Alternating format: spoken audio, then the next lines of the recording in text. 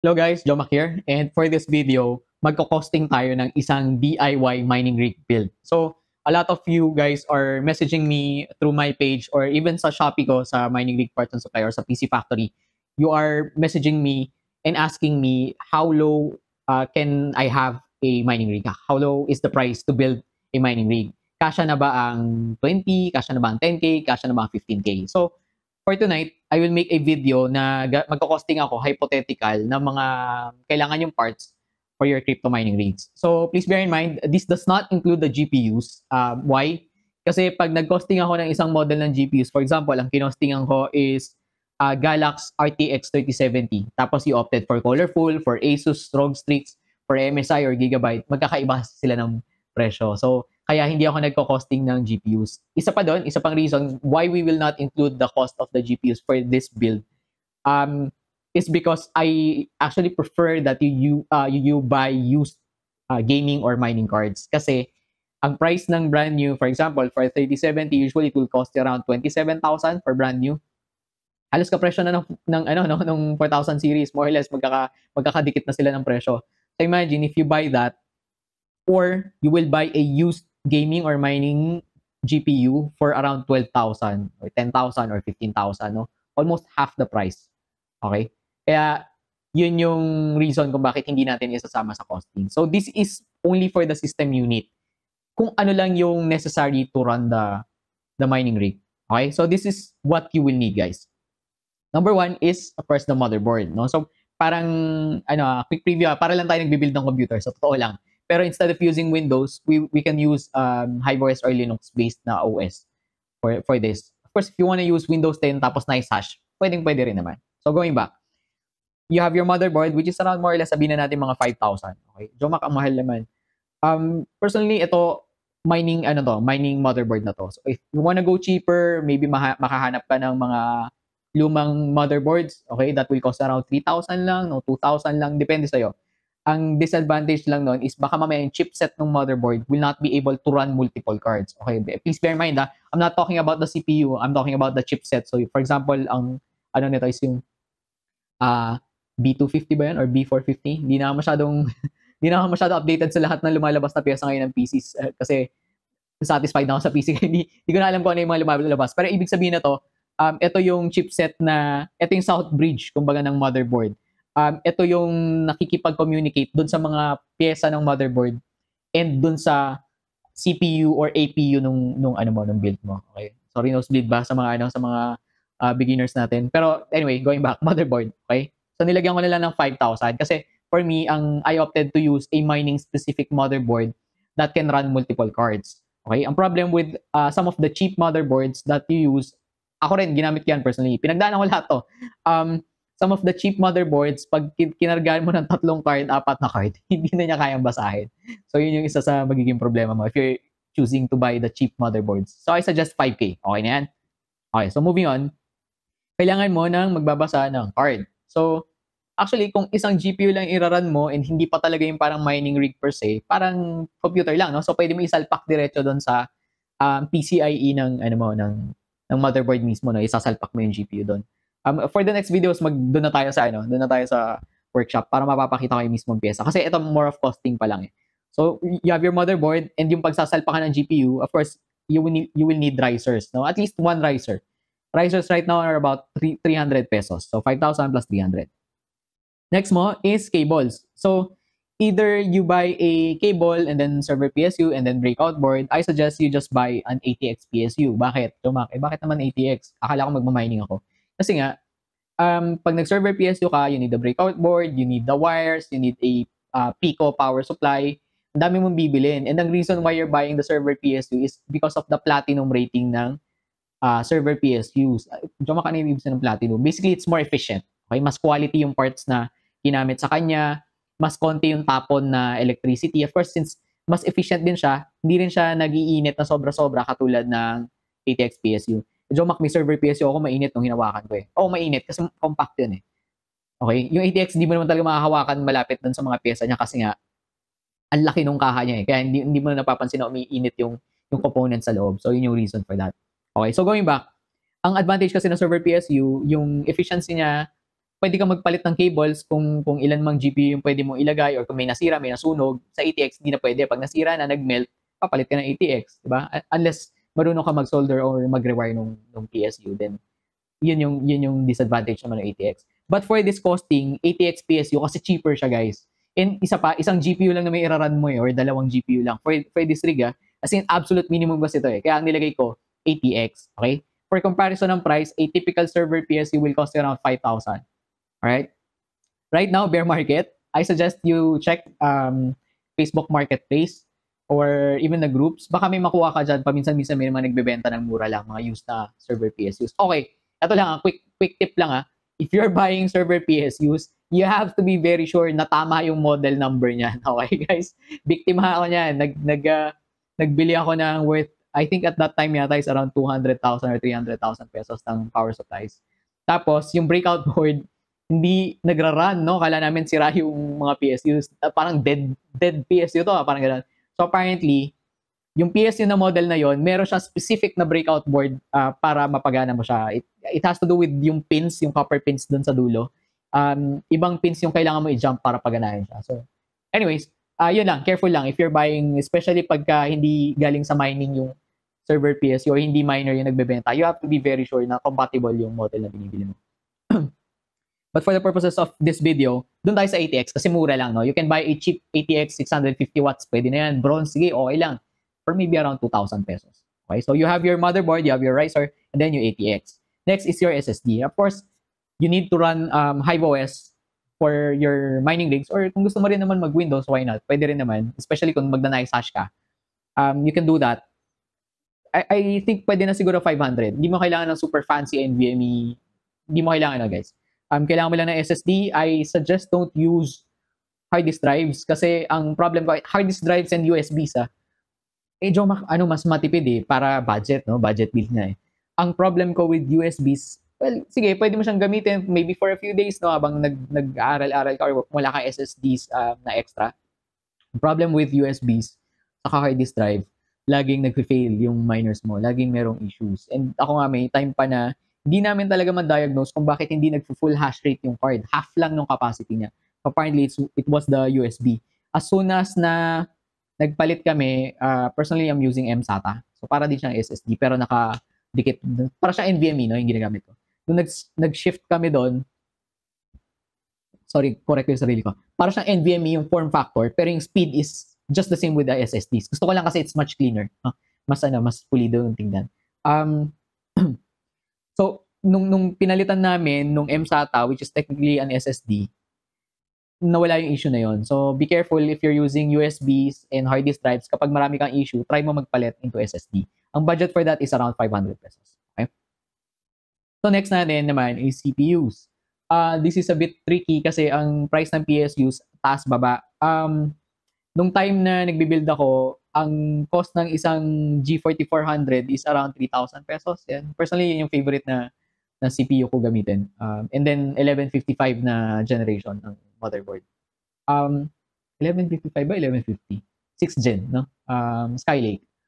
Anyway, so for the CPUs right now, mura lang siya. I think you can buy one for 1,000 pesos lang. So, marketplace, check mo lang, mga used. Pwede na yun. Basta gumagana, guys. Basta matetesting mo, pwede na yun. The reason why I'm opting for cheaper CPUs is, number one, di naman ganun ka-mainstream ang CPU mining. So, more or less, di mo rin naman siya gagamitin pang mina, no? And this is coming from someone na nag-invest ng 500k sa Raptorium, no? Bumili ako maraming 5900X na noong una nagamit ko, pero bumagsak kasi yung coin. So, anyway, no need to buy powerful CPUs. Kasi, number one, yun nga, sayang lang naman yung power niya, hindi mo rin siya magagamit kasi hindi mo naman gagamitin yung PC, magra-run lang siya ng software. Hindi naman siya parang gaming PC or editing PC na gamit mo palagi, na mag-aantay ka pa ng mga load times. Second is, mas efficient kasi yung low-powered CPU, so you have less power cost pa, no? And then, ang third is, since low capacity siya, ang tendency niya, they tend to run cooler. So, you don't need to buy aftermarket na mga parang tower coolers para sa CPU mo. Stable siya magra-run kasi malamig siya. Okay? So that's 1,000 for the CPU. By the way, nung sinusulat ko to, napaisip nga ako na O nga, gumagalaw yung pricing ng components right now. Maybe I will revisit yung pricing ko even for the full mining rig builds. Kasi although some of the parts nabili ko nung medyo mataas pa yung pricing, since bumaba ngayon, siguro i-match ko na lang din sa market price yung costing ko for the parts that we sell on our shop. Pero of course, kung full build na mining rigs, mausapan nyo kasi also charging labor for that. Pero maybe I can lower the price a bit, no? For people that are interested to buy the parts or buy the DIY kits or have the mining rig builds na walang GPUs. So, yun, babalikan ko kayo doon, guys. Alright, next natin is yung rack. So, a mining rack is basically just a frame. Kung talagang marunong ka sa woodworking, kahit paleta nga lang kung marunong ka maglagari and magmartilyo, I suggest yun na lang muna yung gamitin mo. Or if you know how to do 3D prints like me, pwede na yun, mag-print ka na lang ng holder ng GPU mo. Because mining racks are basically just GPU holders. Kaya ka lang nagma-mining rack kasi ang intention mo is maglagay ka ng sunod-sunod na maraming GPUs tapos meron ding fan sa likod. Pero if you're starting, like for example dito, no, DIY build your own na budget meal edition tayo, kahit siguro hindi ka na mag-rack. Okay? Kahit gumawa ka na ng sarili mo, kahoy na lang. So, pero if you wanna buy a rack, that's around 1,500. So, yung 1,500, malaki na yon. That's good enough for 8 to 10 cards. So, if you want to expand eventually your capacity of the mining rig, hindi mo na kailangan magpalit pa, no, maggawa ulit, mag-recasing na naman kasi nandoon na siya sa rack mo mismo. But of course, if mag-add ka ng GPUs, your ATX will not be able to handle that. So mag-upgrade ka rin, kailangan palit ng power supply, server PSUs, anyway. Yun. Ang next natin is fans. So imagine parang gaming PC lang tong binibuild natin. Ano? Meron kang motherboard, meron kang cable, PSU, SSD, CPU. Yung rack mo, pwedeng yun yung case mo, no? And then yung last mo is yung fans. So, ang gusto ko lang i-highlight dito, for us kasi before, yung mga first few rigs ko, nag-RGB fans pa nga kami noong time na yun which is not ideal talaga. Ngayon ko lang na-realize. Pero a lot of miners siguro kung nanonood ka ngayon, minero ka na matatawa ka kasi ginawa natin yan nung Bullrun, nung nag-improve pa lang, no? Hindi pa tayo ganun kasanay. But I suggest, if you're mining, you buy the fans that are the Delta fans, no? Or merong actually mas magandang quality ng fans na I'm using personally.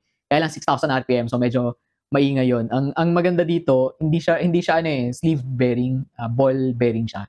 Medyo makano yung difference. Yung longevity, nung mas matibay, lalo na kung walang patayan na paggagamit 24/7. So mas matibay if you're using ball bearing na fans. So yung brand na ginagamit ko is not Delta.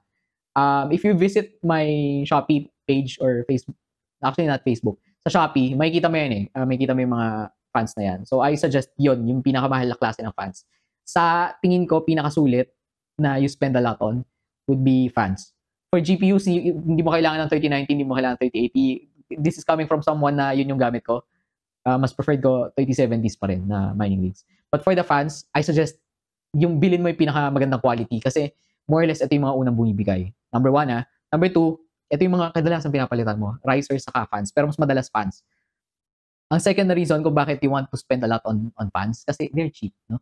Pretty cheap for what they do to your mining rig. Ang third mo na reason kung bakit you want to buy a quality fan for your mining rigs kasi by having a good fan that are cool, that don't fail, no? Hindi ganun kaingay. By the way, yung ingay is 6,000 RPM. I'm working on a workaround for that. Siguro gagawa ako ng segue lang to.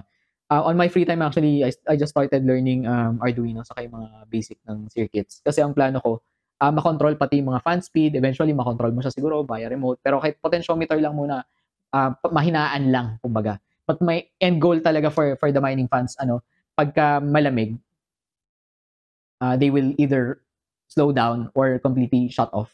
And then when the temperature rises, doon lang sila mag-aandar ulit. So, yun. So, going back, no? One of my favorite reasons why I invest on a good quality mining fan is if the fan is very effective in lowering the temperature of your mining rig, you can also lower down the speed. Ito, importante. You can lower down the speed ng GPU fan mo. Kasi ito yung problema, guys. For old mining cards, old mining GPUs, ang una talagang bumibigay dyan is yung fan. And if you're planning to resell, no, for example, eventually you will upgrade, or ito ba isang malupit, if you bought the GPUs, kunwari 12K, no? Tapos nag-bull run na, they cost maybe 30,000 nung pagkakasagsagan ng mining, you can sell them for a profit, tapos mag-upgrade ka kung ano man yung gusto mong card by that time. Ang kadalasan talagang tinitignan dyan, kasi yung memory andyan yan eh. It's either it's working or it's not, di ba? Yung GPU, usually mismong die, hindi namamatay yun eh. Immortal yan. Ang kadalasan mo ibigay dyan, yung memory, which is madaling i-test, or yung fans, which is super obvious, no? Pag garalgal, pag may coil wine na yung fan, mahirap na ibenta yung card. So, ano ibig sabihin, Joma?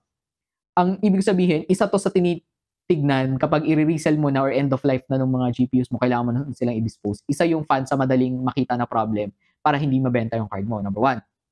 Number 2, kung hindi man dadating sa point na yon, pag nag-fail ang fan ng GPU, ang mahal niyang palitan, guys. Especially for the 3000 series cards.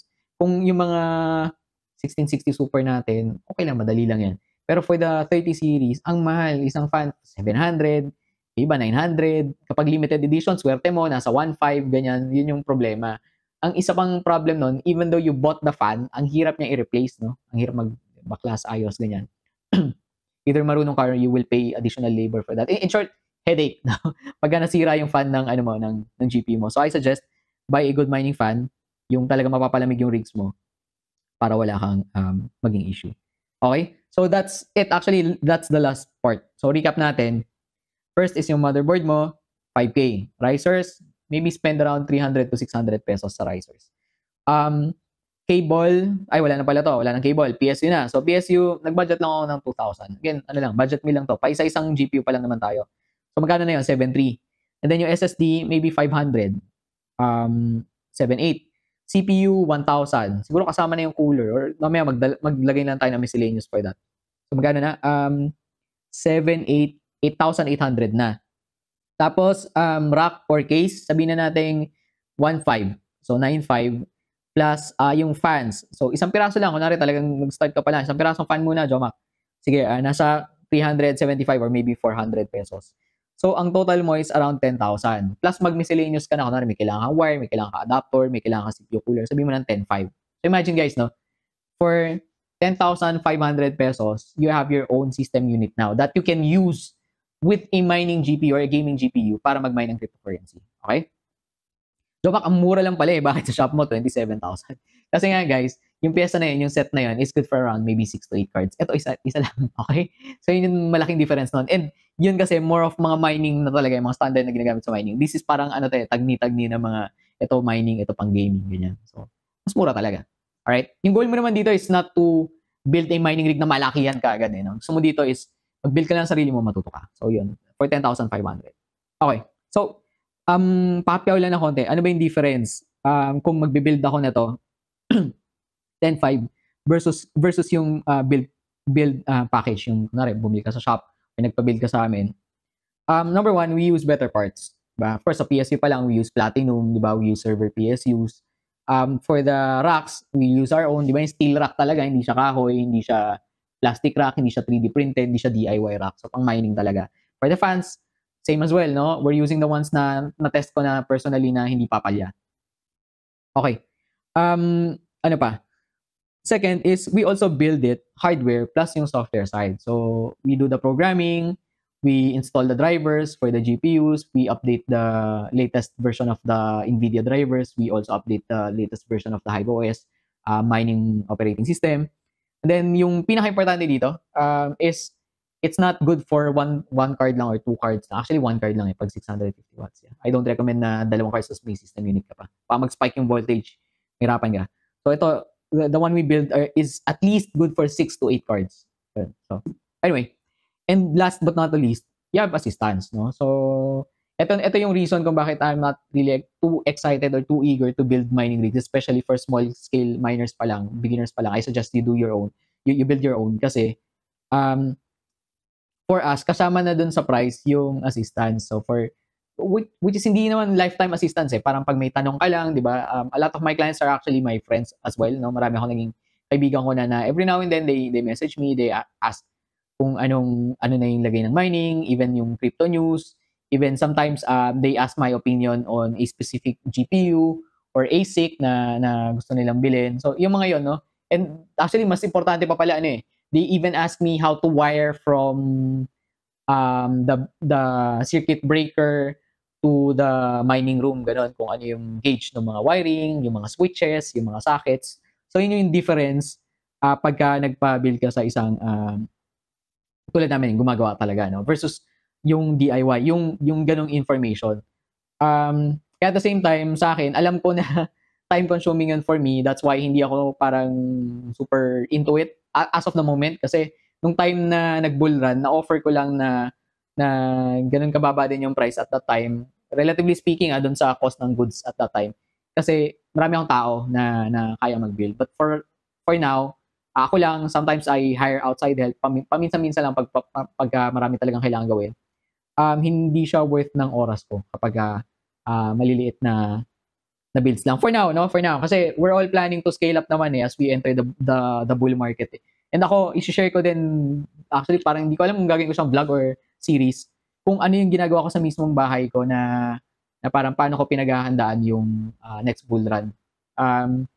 Na to provide additional information, medyo kulang sa capital ngayon, no? Hindi ako liquid, so kulang sa cash.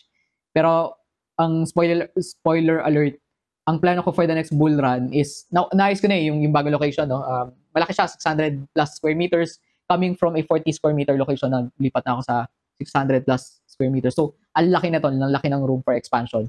We can do solar, kapag medyo may alam na ako niya, I'm learning solar right now. Tapos, isa rin pala yun sa gagawin ko ng video sa succeeding episodes. I-compare ko ang advantage kapag nag-solar crypto mining ka versus mining purely from Meralco or your DU. No? So, pagkukumparahin natin yung kitaan doon. Kaya lang, ang problem, maraming kailangan ipaayos dito sa bahay. So far, nagpalit na ako ng mga pader, yung mga kahoy. Some of the rooms, nag-rewire na rin ako. No? Nagpalit ako from 14 AWG to 10 AWG.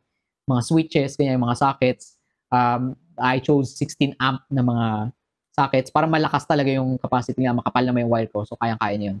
Tapos, ang ina-expect ko naman mag-trip is yung breaker, no? Don't worry if you don't understand this right now, maintindihan mo yan pag vlog ko yan. Gagawin ko naman siyang series. Pero doon sa mga nakakaintindi, I'm sure makaka-relate kayo dito. Kailangan nyo to talaga munang gawin bago kayo mag-mining. Yung structure mo na, yung facility nyo muna kung saan nyo siya ilalagay. Nagpalit din ako ng yero. So, buong bahay, pinalitan ko ng bagong yero. Kasi dati nagtututulo yung mga yero. So, iniisa-isa ko na siya. Yung infrastructure, yung kaha muna ng bahay, yung bubong, tapos yung electrical, palapit ng palapit sa mining rigs. Papunta sa voltmeter, ampmeter, ganyan. Siguro maglalagay din ako ng mga sensors ng gas, ng temperature, ganyan, para kung may nasunog, may mga smoke alarms. But, haba yung video. Siguro, gagawa ko ng video na ideal mining setup ko for myself, tapos yung plans ko for mining rig parts and supply. Kumbaga, right now, parang kung halos lahat to medyo malayo-layo pa, inaaral ko pa siya. Pero ang dream ko talaga, ang goal ko is to provide yung mining rig na much more advanced kaysa dun sa version 1 natin ng last bull run. So, anyways, pakapyaw lang naman. So, again, recap, no? For mining rigs, hindi mo kailangan gumastos ng malaki, no? Kailangan mo lang more or less mga 10K para mag-start. Plus your GPU. Hindi mo ulit kailangan bumili ng 3070 kung wala kang pera, and goal mo lang naman is matuto pa lang. Okay? Ngayon pa lang, i-assure na kita, hindi ka kikita sa isang card, sa dalawang card, pa isa-isa patingi-tingi. Hindi ka kikita dyan, lalo na ngayon na bear market. Kikita ka lang pag nag-scale ka. And I suggest mag-scale ka kapag profitable na. Or kapag may nakuha kang sobrang ganda ng price na feeling mo you will earn on it. Okay? But you will not earn a lot of money kung pa isa, dalawa lang. Sayang lang oras mo actually. Maganda pa, bilhin mo na lang yung coin. Or kung marunong ka mag-trade ka na lang. Your goal right now for the cheap build is to learn first muna. Yung parang mga fundamentals bago ka mag-scale. And again, ang sa kabilang part naman nun, sa mga nanood nito na naisip, ay, yung DIY pala is not for me, or ang hassle pala, you can either buy a DIY kit naman sa shop, or you can ask me to build a system unit for you. Okay? It just so happened na right now, I'm not stocking up on brand new GPUs. Tapos, yung mga second-hand na GPUs ko naman, hindi ko pa naasikaso kung hindi ko alam kung ibebenta ko yung iba, lalo na yung mga 1660 Super, ganyan, and yung mga RX 580. May mga natira pa ako ilang piraso Pero, yun, I suggest na hanap ka muna, bago ka magpa-build sa akin, kung magpapa-build ka, I suggest hanap ka muna ng, ng used GPUs mo. Alright? And I hope you do. I really hope you do. Ang purpose ko naman for these videos is, to share my knowledge para sa mga beginners para makapag-start ka na, di ba? Kasi at the end of the day, kahit ano man route yung piliin mo, full build, DIY kit, or ikaw mismo, build your own, or even kung ikaw gamer ka, video editor ka, tulog lang yung PC mo right now, or wala kang electricity cost, no? Naka-solar ka, ang point ng mga videos guys, to parang give you a glimpse, konting information about crypto mining. I don't think yung bull run is every bull run ganun kalaki yung i-jump niya. Although so far we did, right? Sobrang laki ng gains every time nagbo-bull run. From peak kunwari bottom 2014 tapos paakyat ulit, peak ng halving ng 2016 tapos nag-peak ng 2018 tapos nag-crash na naman. Every time nagka-crash siya, yung bawi niya malakas talaga eh. Pero I don't think na ganun pa rin yung kalalaki, parang times 10, times 20 yung gains. I don't think that's gonna be as big of a gain in the future. Kasi mas nagiging mainstream yung mining, yung Bitcoin, yung cryptocurrency, yung blockchain. Mas lumiliit yung upside. So again, going back, the reason I'm making these videos is if you have the means, and you're interested to do this, start small. At least meron ka na idea. Madali mag-scale. Start small muna, pag-aralan mo muna. Personally, ako, nasa 30 plus years old na ako. And kung kaedad kita, napagdaanan mo na siguro lahat ng opportunities to make good financial investments, no? Again, not financial advice, of course. I-share ko lang yung parang thoughts ko about it. Kung na-miss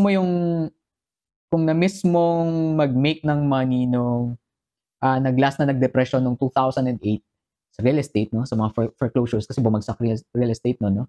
Kung na-miss mo yung internet, no? Internet money kasi dinismiss mo yung internet before. Kung na-miss mo yung opportunity to make money using social media, no? Facebook, YouTube, TikTok. Kung na-miss mo yung opportunity to make money using phone apps, at the very least, no, do not miss the opportunity to make money, or at least not to make money, maybe to understand yung blockchain plus AI. Okay? Again, bullish din ako sa AI, pero off topic. Yun, sa tingin ko, if you have the opportunity, learn about blockchain, learn about AI. That may be the best decision that you will make. Kasi hindi siya laging mangyayari, guys. Hindi yan forever na nandyan yung opportunity. A few years, maybe 5 years from now, maybe 10 years from now, we will look back dito sa 2020 bull run natin, 2024 bull run natin, maybe 2026 or 2028. Actually, not 2026 eh. Kasi ang tingin ko, 2024 to 2026 yung run. Maybe next yung 2028. Maybe 5 or 10 years from now, babalikan mo yan na nasabi mo, okay naman. I'm not saying i-mortgage mo yung bahay mo. Ganun. Hindi naman ganun I'm just saying study first, no? Tapos make safe investments, no? Babalikan mo yan eventually and you will think yourself na hindi mo dinismiss tong mga ideas na to. Alright? With that being said, thank you for watching this video. Sa next video naman natin, I will discuss, kikita ka ba sa isang mining rig na DIY na budget meal? So if you're interested about that topic, make sure subscribe, like this video, and I'll see you on the next one, guys. Salamat sa panonood.